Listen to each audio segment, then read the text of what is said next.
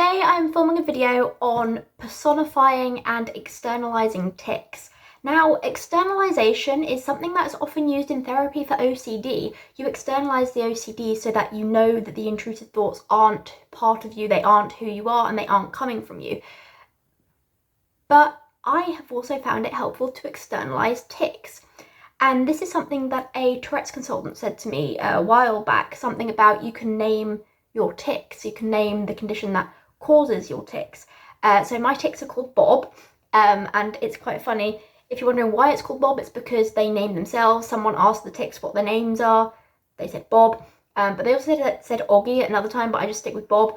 And I know quite a lot of people who have named their tics or their Tourette's or something, and I think that's really cool because it allows us to see ourselves that the tics aren't who we are. We don't mean what we tic. What we tic doesn't actually come from us, and we don't really necessarily agree with the tics. We can tic anything, and it can help other people see as well that it's not who we are. It can help people separate us from the tics, because you should not judge our character by our tics, because our tics are not a reflection of our personality usually. So yeah, I think that's really important to say. Now, I've noticed that tics can sort of have their own character.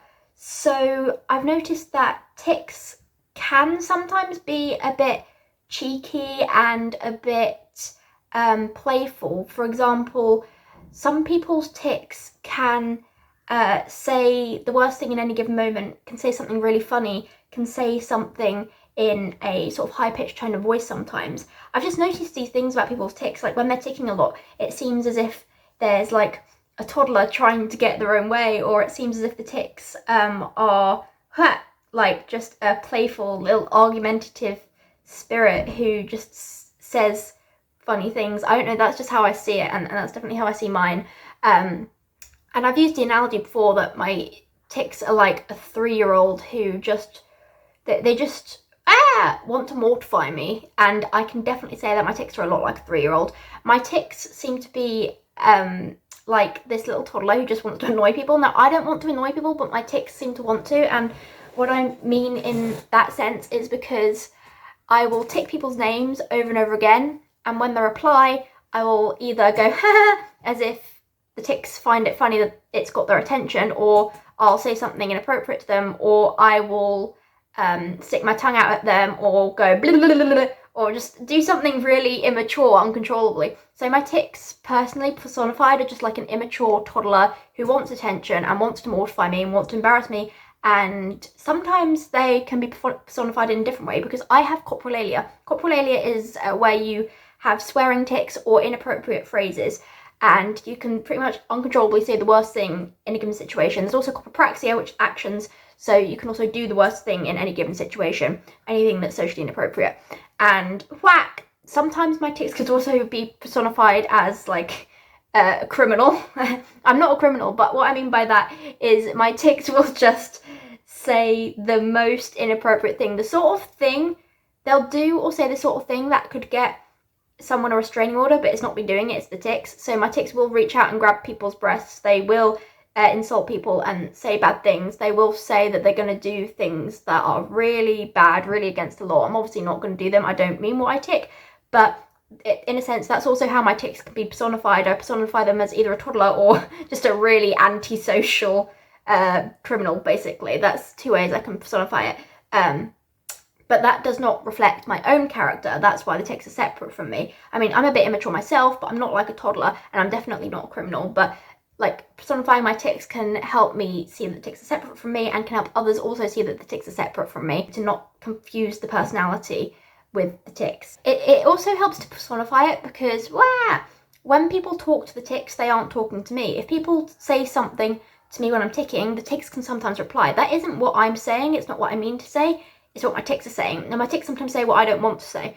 So they'll sometimes say the opposite of what I want to reply to something. So it is as if sometimes, I know this isn't what tics are at all, but it's sometimes as if there are 2 characters in my brain. One is me and one is the tics who are speaking and replying to things that people say. But you could ask my tics a question and they'll just immediately come out with an answer that's either inappropriate or not what I want them to say. Sometimes it is what I want them to say, but usually it's not. Interestingly, it is actually possible sometimes for people to have a full-blown conversation with my tics, because if someone asks my tics a question, they answer, the person may reply to the tic will reply back, it goes in that sort of cycle. So you can have a conversation with my tics, but I wouldn't recommend it because it's kind of annoying for me. Although, to be fair, I don't mind it sometimes, because sometimes it can be funny. So every now and then I might let people talk to the tics just for entertainment, but for the most part, talk to me and not the tics, because otherwise the tics are just gonna always do that. But every now and then I think it's fine. It is kind of funny sometimes. So as I was saying, when my tics give an answer to something, like a question that someone asks me, wow, it isn't me giving that answer, so wait for the second answer. Wow! So someone will ask me to do something and my tics will yell, no! That's an oppositional tic. Wah! But it's not me saying it, it's the tic. And then I'll say straight after, yes, because that's actually me saying it. Ha, ha, ha. Another thing is, someone might ask me, do you want to do this? And my tics will be like, no, F off. But I'll be like, actually, yes, I do want to do that, because the tics aren't me. Wah! It is interesting though, because sometimes it doesn't always look completely separate, because my tics can mix in with what I'm actually saying. So I will try and say a phrase like, fuck. For example, I want to get a sandwich, I don't know, but my tics, because I have coprolalia, just to note though, most people with tics don't have coprolalia. Wanker! Most people with tics don't swear. That is just a stereotype. However, I am actually one of the people who do actually swear a lot as a tic. So, penis, as you can tell. But I can be saying a phrase like, I want to get a sandwich, but my tics will say, I effing want to effing get a effing sandwich. Like, I have a tic where I put F words in the middle of what I'm actually voluntarily saying, but the F words are involuntary. Wanker. So in that sense, personifying it can help people see that the F words or the expellatives, is that how you say it? The profanity in the phrases I'm trying to voluntarily say, you can take them out because they aren't me, they're the tics saying it, and just leave what I say, wanker, so I can be understood better.